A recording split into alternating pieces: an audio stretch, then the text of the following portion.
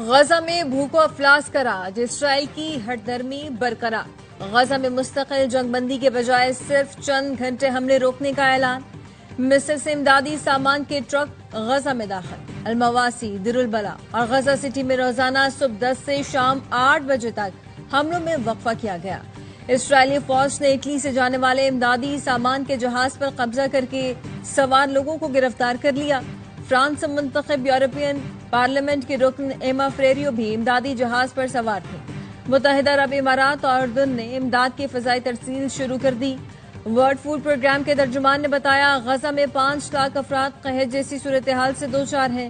امداد کی فراہمی کا واحد حل مستقل جنگ بندی ہے۔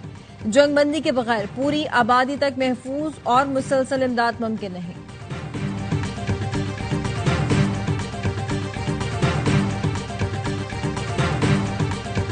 اسرائیل وحشیانہ حملوں سے باز نہ آیا۔ غزہ کے مختلف علاقوں میں بمباری، امداد کے منتظر 32 فلسطینی شہید۔ 24 گھنٹے میں شہید فلسطینیوں کی تعداد 88 ہو گئی۔ فلسطینی حکام نے بتایا بھوک سے مزید 6 افراد جان سے گئے۔ اب تک 133 افراد بھوک سے دم توڑ گئے، ان میں 87 بچے بھی ہیں۔ حماس سے جھڑپوں میں مزید 2 اسرائیلی فوجی مارے گئے۔ اسرائیل کے دارالحکومت تل ابیب میں نیتن یاہو حکومت کے خلاف بڑا مظاہرہ۔ غزہ میں جنگ اب فوری بند کرنے کا مطالبہ۔ مظاہرین کا کہنا تھا غزہ میں امداد کی فوری رسائی یقینی بنانے کے ساتھ ساتھ یرغمالیوں کو رہا کیا جائے۔ لندن میں برطانوی وزیر اعظم کی رہائش گاہ کے باہر ہزاروں افراد نے احتجاج کیا۔ امریکی وزیر خارجہ مارکو روبیو کہتے ہیں غزہ میں جنگ بندی کسی بھی وقت ہو سکتی ہے۔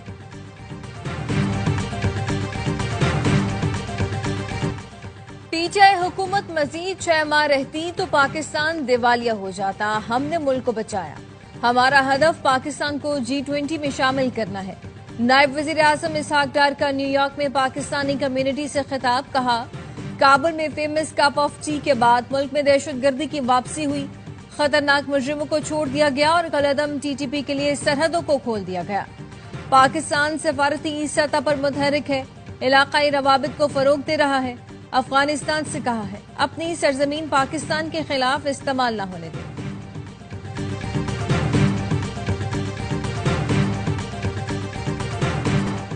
اس سال زائرین بذریعہ سڑک عراق اور ایران نہیں جا سکیں گے۔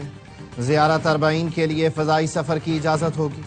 وفاقی وزیر داخلہ محسن نقوی کا کہنا ہے فیصلہ وزارت خارجہ، بلوچستان حکومت اور سیکیورٹی اداروں سے مشاورت کے بعد کیا گیا۔ وزیر اعظم نے زائرین کے لیے پروازوں کی تعداد بڑھانے کی ہدایت کی ہے۔ PIA کا 8 اگست سے 40 کے لیے خصوصی پروازیں چلانے کا اعلان۔ وزیر داخلہ کی وزیر اعظم شہباز شریف سے ملاقات، بلوچستان میں امن و امان کی صورتحال پر بریفنگ دی۔ وزیر اعظم نے گوادر سیف سٹی پر کام شروع کرنے کی ہدایت کر دی۔ راولپنڈی میں جرگے کے حکم پر لڑکی کے قتل کیس میں نیا موڑ۔ مقتولہ کے دوسرے شوہر عثمان نے خود کو پولیس کے حوالے کر دیا، نکاح نامہ بھی سامنے آ گیا۔ مقتولہ صدرہ نے 12 جولائی کو مظفر آباد میں عثمان سے شادی کی تھی۔ عثمان کے والد کا کہنا ہے مقتولہ نے بتایا اس کی شادی زبردستی کرائی جا رہی ہے۔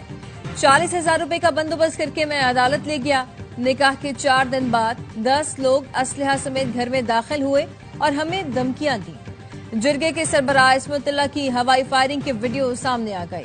پولیس ذرائع کا کہنا ہے مقتولہ صدرہ کی نماز جنازہ بھی عصمت اللہ نے گھر میں پڑھائی تھی۔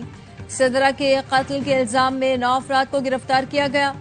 گرفتار گورکن کا پولیس کو بیان، کہا قبر تیار کرنے کے لیے قبرستان کمیٹی کے ممبر گل بادشاہ نے فون پر ہدایت دی۔ گل بادشاہ نے 1 گھنٹے میں قبر تیار کرنے کا کہا۔ علاقہ مجسٹریٹ کے حکم پر مقتولہ کی قبر کشائی کل کی جائے گی۔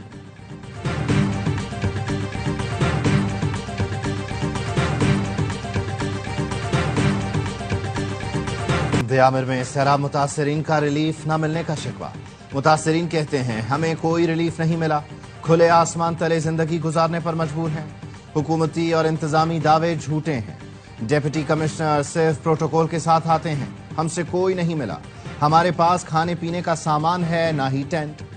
گلگت بلتستان حکومت کے ترجمان فیض اللہ فراق کہتے ہیں دریائے سندھ سے ایک خاتون کی لاش ملی ہے جو بابوسر شاہراہ میں بہنے والے سیاحوں میں سے کسی کی ہو سکتی ہے۔ تھک بھاشا کے مقام پر کچھ انسانی اعضاء ملے ہیں جنہیں فورنسک کے لیے بھجوا دیا گیا۔ آبی ریلوں سے 20 ارب کا نقصان ہوا، وفاقی حکومت گرانٹ کا اعلان کرے۔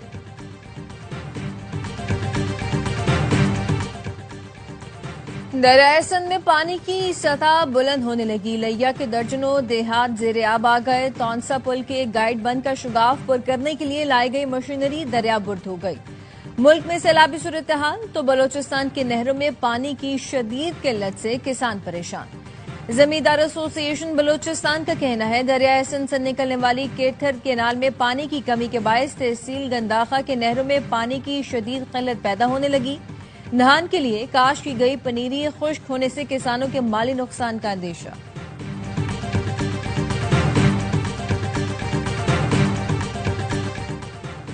یو اے ای نے پاکستان کے سفارتی اور سرکاری پاسپورٹ ہولڈرز کے لیے ویزا چھوٹ فعال کر دی۔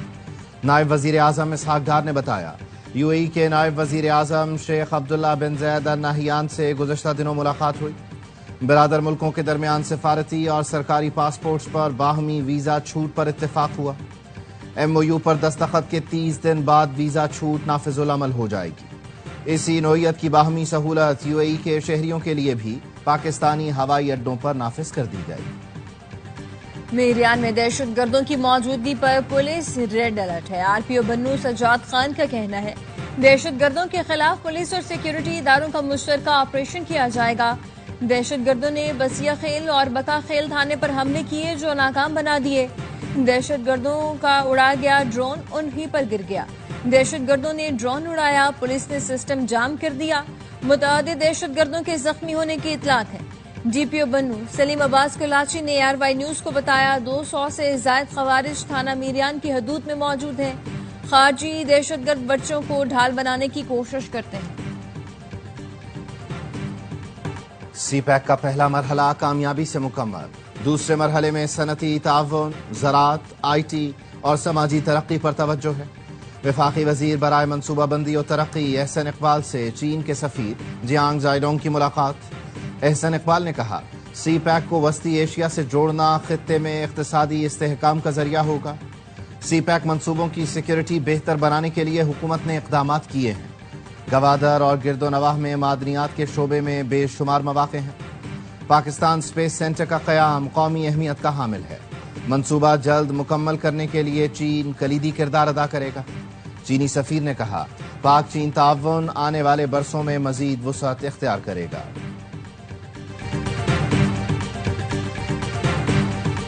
فتنہ ہندوستان بلوں کے اندر ہوں یا باہر ان کا وہیں قلع کما کریں گے۔ فیلڈ مارشل اور وزیر اعظم کی وجہ سے پاکستانی سر اٹھا کر دنیا میں گھوم رہے ہیں۔ ترکی ہو یا روس، اوورسیز پاکستانیوں کو عزت کی نگاہ سے دیکھا جا رہا ہے۔ بہترین خارجہ پالیسی سے دنیا نے پاکستان کی طاقت کو تسلیم کر لیا ہے۔ بھارت زخم چاٹ رہا ہے۔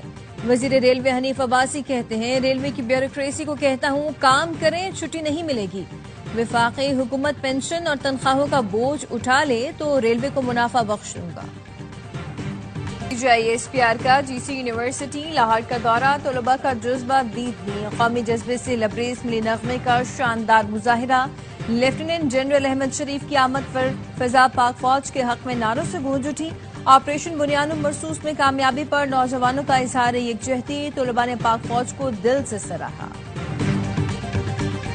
گوادر کے قریب ڈوبنے والی کشتی پر سوار مزید 4 ماہی گیروں کی لاشیں نکال لی گئیں، تعداد 5 ہو گئی۔ پاکستان فشر فوک فورم کا کہنا ہے 2 لاشیں کراچی منتقل کر دیں، 3 فلاحی ادارے کے پاس ہیں۔ انتظامیہ مافیا کے ساتھ مل کر ڈکیتوں کی سرپرستی کر رہی ہے۔ آپ کا رویہ بتا رہا ہے کراچی سندھ کا حصہ نہیں۔ ایم کیو ایم کے رہنما ڈاکٹر فاروق ستار کہتے ہیں صوبائی حکومت کراچی کو اپنانے کے لیے تیار ہی نہیں، لوگوں کو دیوار سے لگا رہے ہیں۔ میئر کراچی کہتے ہیں ٹاؤنز ہماری ذمہ داری نہیں، کیا میئر کراچی کی ذمہ داری صرف پاک بنانا ہے؟ صوبائی وزیر ثقافت ذوالفقار علی شاہ کا رد عمل، کہا فاروق ستار ہر ہفتے تعصب پھیلانے نمودار ہو جاتے ہیں۔ عوام ایم کیو ایم کو فارغ ترین جماعت سمجھتے ہیں۔ فاروق ستار نیب ترجمان بننے کے بجائے اپنی وراثتی سیاست کی فکر کریں۔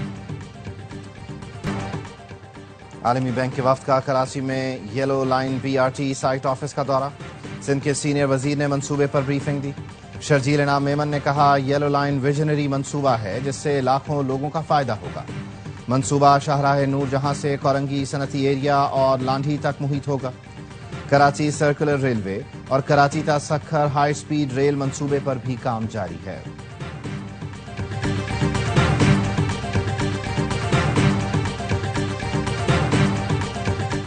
وزیراعلیٰ پنجاب مریم نواز کی زیر صدارت اجلاس ستھرا پنجاب منصوبے پر بریفنگ۔ عالمی بینک اور یورپی اداروں کی ستھرا پنجاب میں سرمایہ کاری میں دلچسپی۔ پنجاب میں 136 نئے ویسٹ ڈسپوزل پوائنٹس بنانے کا فیصلہ۔ مریم نواز نے کہا صفائی سے متعلق شکایات کا فوری ازالہ کیا جائے، ناقص کارکردگی پر کنٹریکٹرز کو نکالا جائے۔ گورنر پنجاب کا حافظ آباد اور پنڈی بھٹیاں کے سیلاب متاثرین کو فی خاندان 10 لاکھ دینے پر وزیراعلیٰ سے اظہار تشکر۔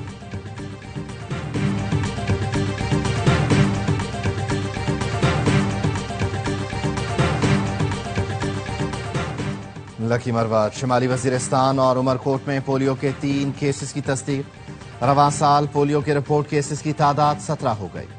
خیبر پختونخوا میں پولیو کے 10، سندھ میں 5، پنجاب اور گلگت بلتستان میں 1 کیس رپورٹ ہو چکا ہے۔ اسلام آباد میں گدھوں کے گوشت کے فروخت کا انکشاف۔ تھانہ سنجانی میں مقدمہ درج۔ کرنول میں چھاپے کے دوران گدھے کا 1000 کلو گوشت برآمد کیا گیا تھا۔ کھالیں گوادر لے جا کر بیرون ملک ایکسپورٹ کی جاتی تھیں۔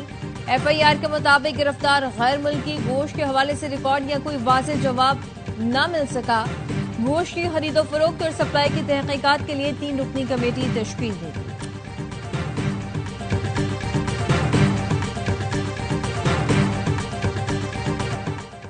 تھائی لینڈ اور کمبوڈیا نے جنگ بندی کے لیے مذاکرات پر اتفاق کر لیا۔ دونوں ملکوں کے وزرائے اعظم کل ملیشیا میں جنگ بندی پر بات چیت کریں گے۔ صدر ٹرمپ کی مداخلت پر تھائی اور کمبوڈین قیادت کا فوری مذاکرات پر آمادگی کا اعلان۔ تھائی قائم مقام وزیر اعظم اور کمبوڈین وزیر اعظم کل کوالالمپور اجلاس میں شریک ہوں گے۔ امریکی صدر نے سوشل میڈیا پر لکھا تھائی لینڈ اور کمبوڈیا کے درمیان جھڑپوں نے پاک بھارت تنازع کی شدت سے یاد دلا دی جس کو بالآخر کامیابی سے روک دیا گیا تھا۔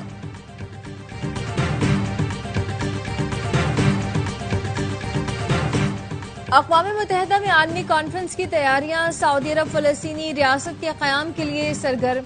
سعودی وزیر خارجہ کا مسئلہ فلسطین کے 2 ریاستی حل پر کانفرنس کا اعلان۔ کانفرنس 28 اور 29 جولائی کو نیو یارک میں ہوگی۔ سعودی وزیر خارجہ فیصل بن فرحان کہتے ہیں 2 ریاستی کانفرنس فلسطین پر ہمارے دیرینہ موقف کے مطابق ہے۔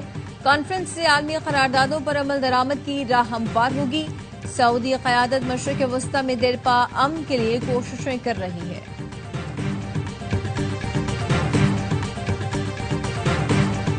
جمیکا میں پاکستان کے نوجوان ٹینس کھلاڑی کی کامیابی۔ میکائیل علی بیگ نے I T F junior title جیت لیا۔ فائنل میں کینیڈین حریف کو اسٹریٹ سیٹ میں شکست دی۔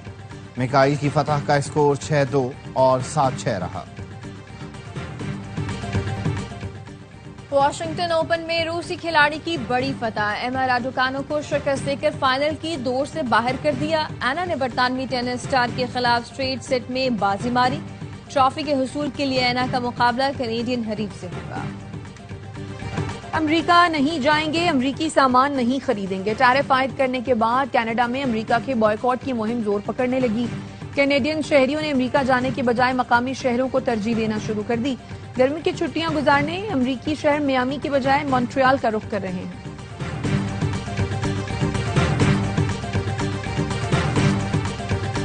اور chairman P C B Mohsin Naqvi نے ایشیا کپ کے شیڈیول کا اعلان کیا تو بھارت نے زہر اگلنا شروع کر دیا۔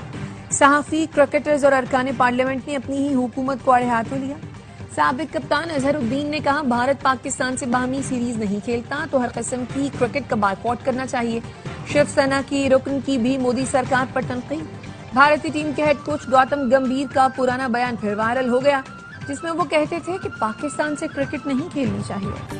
اور world champion ship of legends میں پاکستان کی تیسری فتح۔ ویسٹ انڈیز چیمپئنز کو 49 رن سے شکست دے دی۔ لیڈز میں کامران اکمل نے میلہ لوٹ لیا۔ 113 رنز کی شاندار اننگز کھیلی۔ 201 رنز کے تعاقب میں ویسٹ انڈیز کی ٹیم 151 رنز بنا سکی۔ رومان رئیس نے 3، عامر یامین اور سہیل تنویر نے 2 وکٹیں حاصل کی۔ گرین شرٹس ایونٹ میں اب تک ناقابل شکست ہیں۔